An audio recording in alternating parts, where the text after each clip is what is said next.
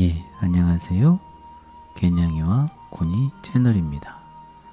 자, 오늘은 7번째 소제목은 그만두고 싶을 때 딱 한 걸음만 더입니다.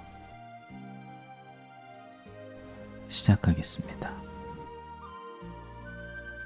늙은 매가 대추원 너머 아스라한 곳을 바라보다가 목초지 건너편에서 달리고 있는 한 무리의 말들을 가리키며 말했다. 맨 앞장을 선 녀석이 12살 먹은 암말이란다. 저 녀석이 항상 앞장을 서지. 심지어는 그냥 성큼성큼 걸을 때조차도 지기 싫어하는 놈이지. 할아버지의 설명이었다. 할아버지 말씀이 맞아요. 저 암말은 타고난 달리기 선수죠. 제레미가 말을 받았다. 꼭 그래서만은 아니란다. 노인이 대답했다. 저 암말은 딸낸 달리기 선수를 여러 마리 낳았지. 지금 저놈을 따라잡으려고 길을 쓰는 녀석이 바로 저놈 새끼들 가운데 하나란다. 제 어미한테서 배우고 있는 거지. 하지만 말이라는 짐승은 애당초 달리는 능력과 본능을 가지고 태어나잖아요. 제레미가 말했다. 그건 그렇지. 저 암컷 망아지도 태어나면서부터 이미 어떻게 달려야 하는지를 알고 있었단다. 어미가 가르치는 건 승리하는 방법이지. 우리도 어떤 면에서는 다들 저 망아지와 비슷하단다. 적어도 시작할 때에는 다 똑같았어. 저 망아지와 마찬가지로 너도 성공하려는 본능을 가지고 태어났고 그건 우리 모두가 마찬가지야. 그러한 본능이 바로 우리를 어머님 품에서 벗어나게 하는 원동력이자 삶이라는 여행으로 이끄는 요인이란다. 우선 그 본능은 내가 내 주변에 있는 것들을 잘 볼 수 있게 하기 위해 너를 똑바로 앉히려고 한단다. 그런 다음에는 내가 움직일 필요성을 느끼도록 하면서 너를 기어다니게 만들지. 그리고 나면 너는 이제 일어서게 된단다. 왜냐하면 신비한 것들이 저만큼 높은 데에서 보면 좀 더 시야가 넓어진다고 내게 속삭거리고 있거든. 이어서 첫 걸음을 떼게 되고 너는 계속해서 가야 한다는 것을 알기 때문에 다음 걸음도 이어지는 거지. 한 곳에서 시작한 여행이 다른 곳에서 끝나게 된다는 사실도 깨닫게 되고, 비록 수도 없이 많이 넘어지겠지만 너는 몇 번이고 다시 일어나면서 그때마다 점점 더 강해지고 균형도 훨씬 더 잘 잡게 된단다. 또 단단한 결의를 지니게 되면서 성공만큼이나 실패도 너를 강하게 만들어준다는 것을 알게 되지. 그런 가운데 계속 노력하게끔 고무되는 것이란다. 삶이 내게 손짓한다고 해서 삶이 항상 너를 호의적으로 봐준다는 의미는 아니란다. 그건 내가 여행을 계속해야 하기 때문에 그러는 것일 뿐이지, 얼마 지나지 않아 너는 그 여행 속에 실망과 실패, 슬픔, 좌절, 권태, 그리고 의심 등이 함께한다는 사실을 깨닫게 되지. 내가 내 자신의 결단에 따라 행동하는 경우도 있지만 실패한테 질질 끌려가는 자신을 발견하는 경우도 있을 테고 말이다. 그렇게 되면 너는 내 자신 안에 성공하려는 의지만큼이나 기꺼이 실패하고자 하는 마음도 함께 있다는 사실을 깨닫게 되지.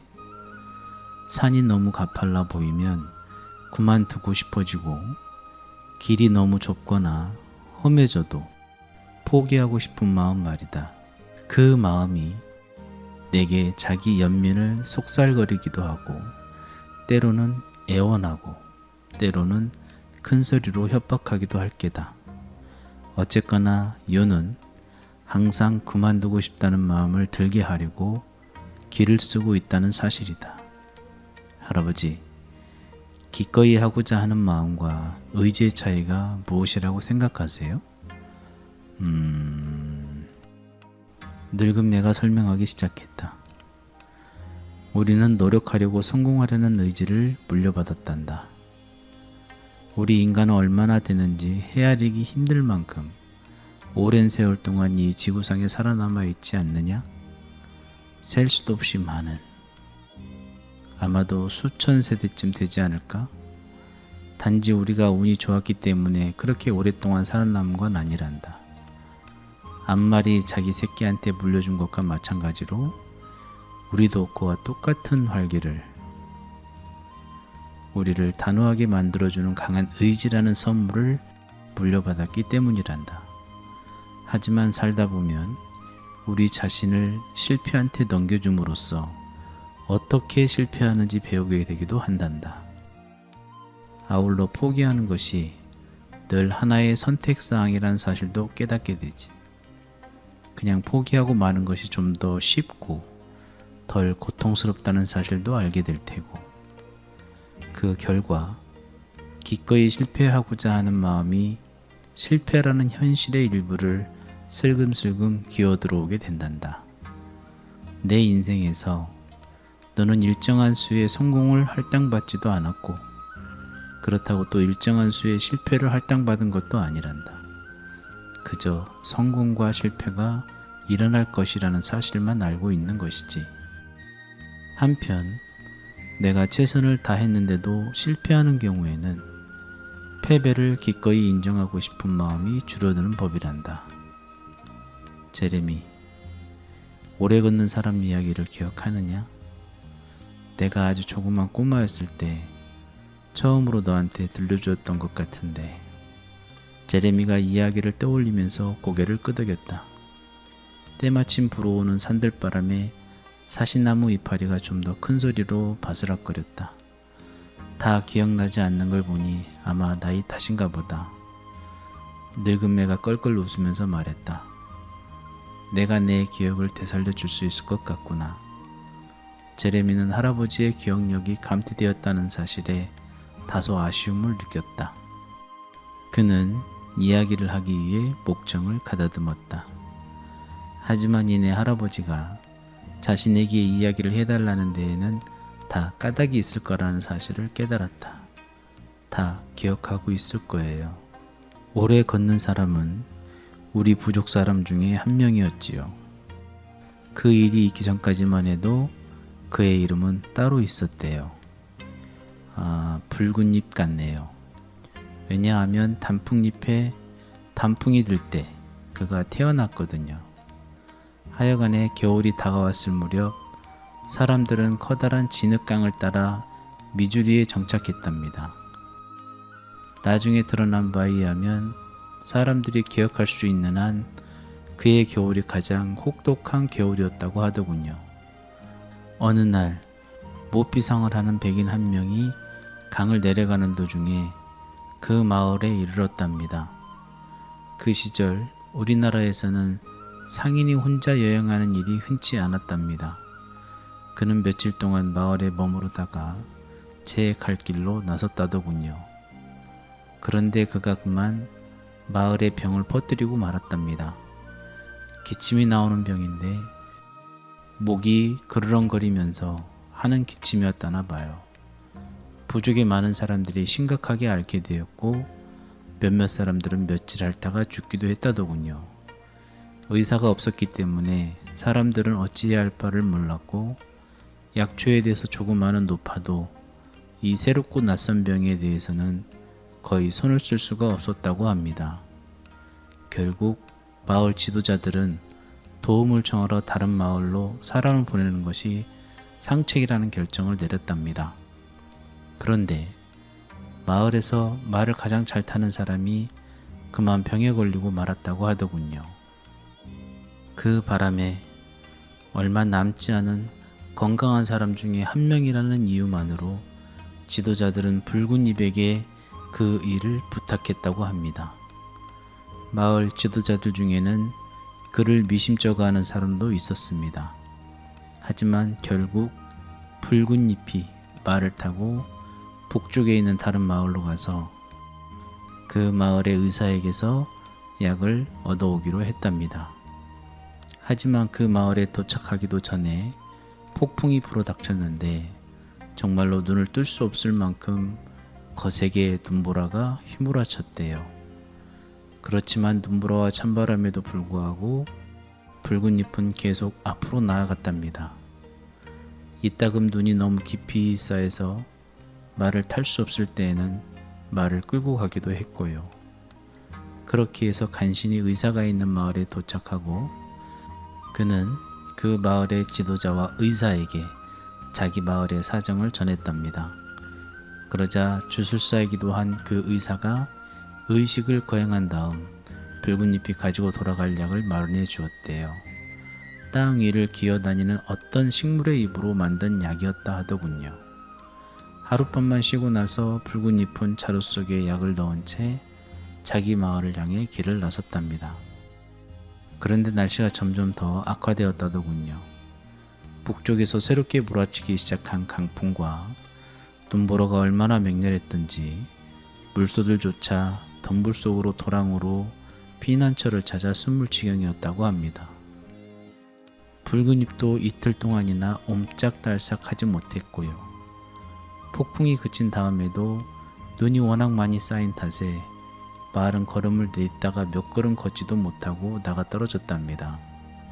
설상가상으로 마을이 뜯어먹을 만한 풀들조차 모조리 눈에 덮여버렸다고 합니다.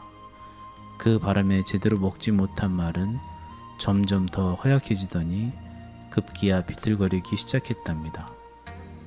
붉은 잎은 자기 말을 내버려 두고 싶지 않았기 때문에 벚나무 수풀에다가 피신처를 구하고 동철 박은 눈신을 만들었다고 합니다. 천만다행히도 어린 사신나무들이 모여있는 숲을 발견할 수 있어서 그 껍질을 벗겨 말에게 먹였다고 하더군요. 물론 말이 어린 사신나무 껍질을 과연 맛있는 먹이라고 생각했었는지 저는 절대로 알 수 없지요. 보통 때 같았으면 붉은 잎은 피신처를 마련한 뒤 날씨가 좋아지기를 기다리면서 그 안에서 혹한을 피했겠지요. 하지만 마을 사람들이 자신이 지닌 약을 절대적으로 필요로 하는 상황이었기 때문에 그는 말을 끌고 계속 눈 속을 헤쳐 나아갔답니다. 지니고 있던 식량이 다 떨어졌지만 눈은 아직도 녹지 않고 있었답니다. 허리까지 차는 눈 속을 여러 날 동안 걸은 끝에 붉은 잎은 결국 쓰러지고 말았다지요. 기진맥진하고 허약해진 상태여서 그는 자기가 누워있는 곳에서 거의 의식을 잃을 뻔했답니다. 그런데도 어쨌든 그는 일어설 힘을 되찾아서 계속 걸어갔다는군요.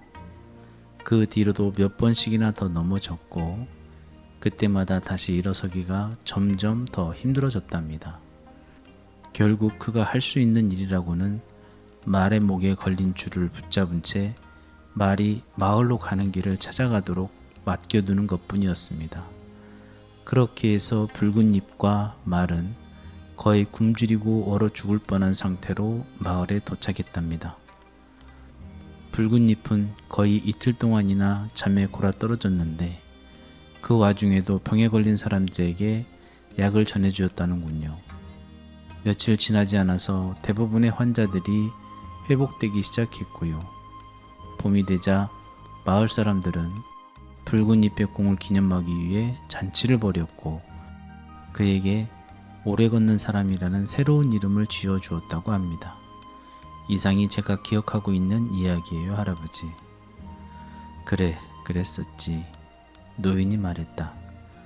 그가 약을 구해와서 환자들을 고쳐주고 살려냈기 때문에 사람들은 대개 그 일을 영웅담 중에 하나로 생각하고 있단다. 내 할아버지께서는 소년 시절에 오래 걷는 사람이 자기 입으로 직접 그 이야기를 하는 것들을 들었다고 하더구나. 그 양반이 말하기를 자신이 원하던 것이라고는 그저 눈 속에서 잠드는 것뿐이었다는 게야. 너무 지쳤던 게지. 그러니까 그 양반의 일부는 포기했지만 나머지 다른 부분이 포기하지 않았다는 말이지. 하지만 모든 사람이 그런 용기를 가지고 있는 것은 아니에요, 할아버지. 그럴 테지. 하지만 오래 걷는 사람은 우리 모두에게 중요한 사실을 가르쳐 주었단다. 사람들은 흔히 대부분의 영웅들도 이른바 갈림길이라고 불리는 순간에 부딪힌다는 사실을 곧잘 잃어버리더구나. 한쪽은 실패로 이어지고 다른 쪽은 성공으로 이어지는 길이지. 만일 그가 몹시 기진맥진했다는 이유로 포기하고 말았다면 그는 아마 얼어 죽었겠지. 그리고 만일 그가 죽어버렸다면 마을 사람들 역시 약이 없어서 죽었을 테고. 하지만 그가 다시 일어서는 방법을 찾았기 때문에 오래 걷는 사람은 우리에게 더 이상 할 수 없을 때까지 계속 나아가는 것이 더 낫다는 깨우침을 알려주고 있는 거란다. 한 걸음만 더 나아갈 힘이 있다는 것을 알면 포기하는 것보다 계속하는 것이 훨씬 더 낫다는 사실을 말이다.